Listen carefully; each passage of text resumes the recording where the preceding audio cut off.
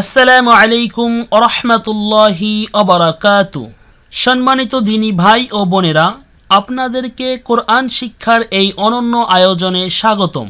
তো আজকে আমরা যে ক্লাসটি নিয়ে এসেছি এটি হলো সাকিনের বিষয়, সাকিন অথবা জজম। আজকে আমরা সাকিন অথবা জজম শিখব। প্রথমে আমাদের জানতে হবে সাকিন কাকে বলে, এরপরে জানতে হবে সাকিন যে হরফের উপরে আসবে ওই হরফটা কয়বার উচ্চারণ করতে হয়। তো ভিউয়ার্স, চলুন কথা না বাড়িয়ে আজকের এই ক্লাসটি শুরু করা যাক। আউযু বিল্লাহি মিনাশ শাইতানির রাজীম। বিসমিল্লাহির রহমানির রহিম। সর্বপ্রথম আমরা সাকিনের সাথে পরিচিত হব। এখানে এই যে চিহ্নটা আপনারা দেখতে পাচ্ছেন, এই চিহ্নটাকে বলা হয় সাকিন। এই চিহ্নটাকে সাকিন অথবা জজম বলা হয়। এই চিহ্নটা অনেকটা দেখতে পেশের মতন, কিন্তু এই চিহ্নটা পেশ হবে না, কেননা পেশের এখানে মিলিত থাকে, আর এটা যেহেতু মিলিত নেই তাহলে এটা হবে সাকিন অথবা জজম। তো ভিউয়ার্স, আমরা সাকিন চিনলাম। এখন এই সাকিন যে হরফের উপরে আসবে এই হরফটা কিভাবে পড়তে হবে এখন আমরা এটা জেনে নিব। তার আগে জানতে হবে সাকিনওয়ালা হরফ কয়বার পড়তে হয়। সাকিনওয়ালা হরফ একবার পড়তে হয়। এখন আমরা এই সাকিনওয়ালা হরফটাকে যে একবার পড়ব, আমরা দেখতে পাচ্ছি এই সাকিনওয়ালা হরফ এখানে রয়েছে বা। এই বা হরফের উপরে না জবর আছে, না নিচে জের আছে, না উপরে পেশ আছে।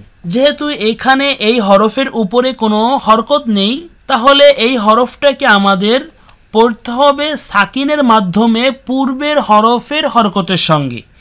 এখানে একটু ভালো করে খেয়াল করতে হবে যে আমি এখানে বলেছি পূর্বের হরফের হরকতের সঙ্গে, অর্থাৎ যেই হরফের উপরে সাকিন থাকবে এই হরফের ডান দিকে যেই হরফের উপরে জবর অথবা জের অথবা পেশ থাকবে ওই হরফের সাথে সাকিনওয়ালা হরফটাকে মিল করে পড়তে হবে। যেমনটা এখানে রয়েছে বা হরফের উপরে সাকিন এবং এর ডান দিকে রয়েছে হা, এই হার উপরে জবর রয়েছে, তাহলে আমরা এই হা এবং এই বার সাথে মিল করে পড়ব। তাহলে আমরা এখানে কিভাবে পড়ব?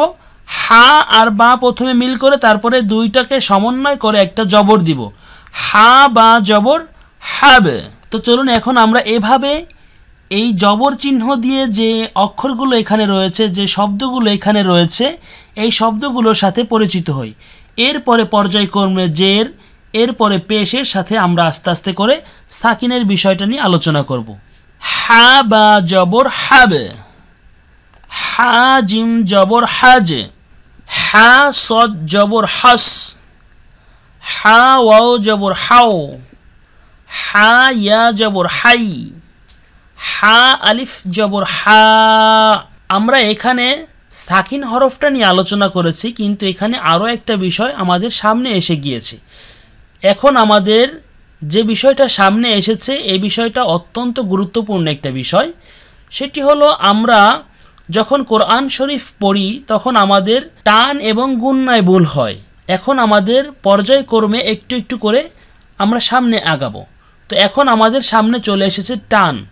কোথায় টান দিতে হবে, কোথায় টান দেওয়া হবে না, এই বিষয়টা আমরা এখন একটু একটু করে শিখব। তো এখানে আপনারা দেখতে পাচ্ছেন হা, এই হরফটায় আমি টেনে পড়েছি, কারণ হচ্ছে হার উপরে একটি জবর রয়েছে আর তার বাম দিকে একটা আলিফ রয়েছে, আর এখানে আমি একটা টান দিয়েছি।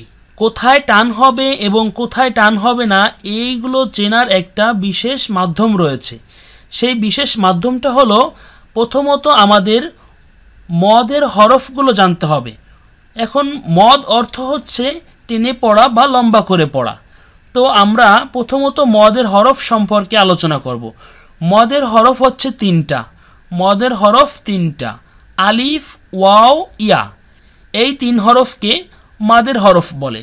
এখন এই তিন হরফকে টেনে পড়তে হলে তিনটা হরকতের প্রয়োজন হবে, জবর, জের, পেশ।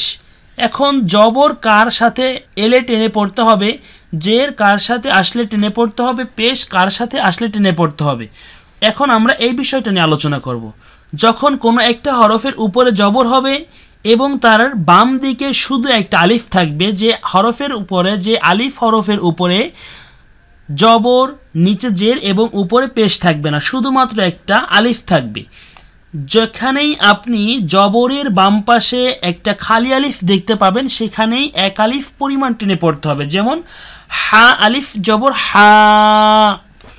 আমাদের সামনে যেহেতু এখানে জবরের বিষয়টা আমরা আলোচনা করেছি, আর জবর যেহেতু আলিফকে চেয়ে থাকে, তাহলে আমাদের এখানে জবরও রয়েছে, আলিফও রয়েছে। তো আমাদের সামনে যেহেতু এই বিষয়টা এসেছে, আমরা এটাকে আলোচনা করেছি। যখন আমাদের সামনে জের এবং ইয়া আসবে, পেশ এবং অ আসবে, তখন আমরা পর্যায়ক্রমে ওইগুলো আলোচনা করে নিব ইনশাআল্লাহ।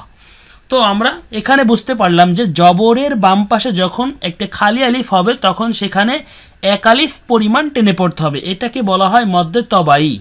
তাহলে আমরা এখানে কিভাবে পড়ব?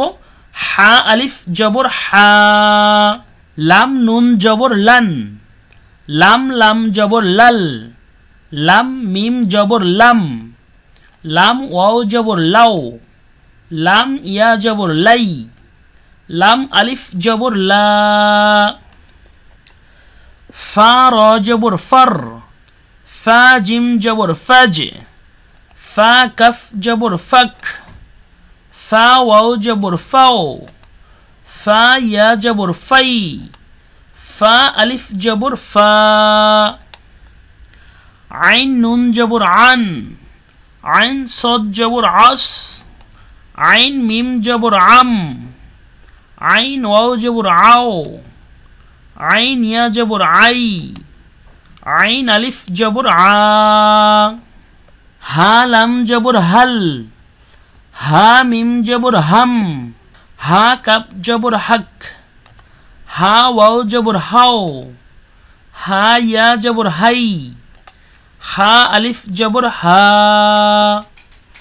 সাদাকাল্লাহুল আযীম।